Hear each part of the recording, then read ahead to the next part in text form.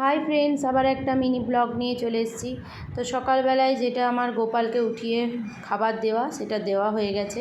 তারপর গোপালের জন্য অন্নভোগ করেছিলাম, পাঁপড়, আলু ভাজা, খিচুড়ি, চাটনি। তারপরে গোপালকে আগে স্নান করে দিলাম, তারপরে গোপাল সোনাকে খাইয়েও দিলাম।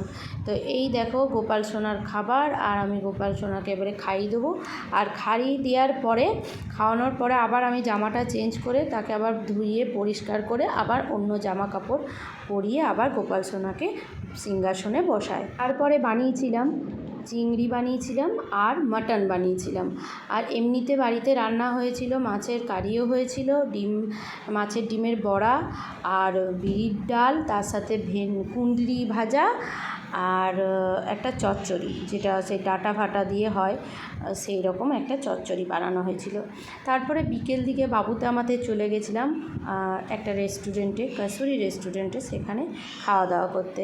তো সেখান থেকে আমরা খেয়েছিলাম স্টার্টার হিসাবে চিলি বেবিকর্ন, আর তারপরে মেন কোর্সে নিয়েছিলাম আচ্ছা পরাঠা, আর তার সাথে মাটন হান্ডি আর বিরিয়ানি।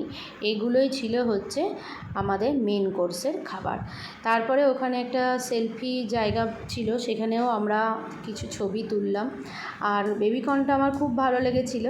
আর খাবারগুলো মোটামুটি, খুব একটা যে ভালো তাও বলবো না, খুব একটা যে খারাপ সেটাও বলবো না, কিন্তু আমার অ্যাকচুয়ালি বেবিকর্নটাই ভালো লেগেছিল।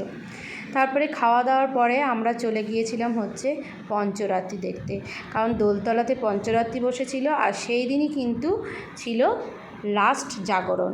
তো প্রত্যেক বছরের মতো একবার তো যেতেই হবে, বুঝতেই পারছো। তো সেই জন্য আমি আর বাবু দুজন মিলেই কিন্তু চলে গেছিলাম পঞ্চরাত্রি দেখতে।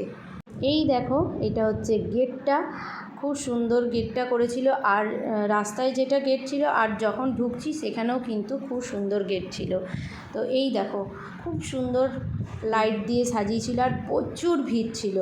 তো প্রচুর জিনিস বসে এইটুকু জায়গার মধ্যে, প্রচুর জিনিস বসে, আর খুব সুন্দর মেলাটা হয়। ও সামনে রাধা গোবিন্দের যেমনি কীর্তন হয়, তেমনি ভিতরেও মায়ের মন্দির আছে, সেখানেও পুজো করলাম, একটুখানি মেলাটা ঘুরলাম, তারপরে কিন্তু মা বেটাতে আবার বাড়ি ফিরলাম।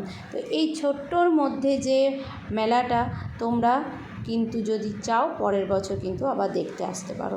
তো এরই সাথে কিন্তু টাটা।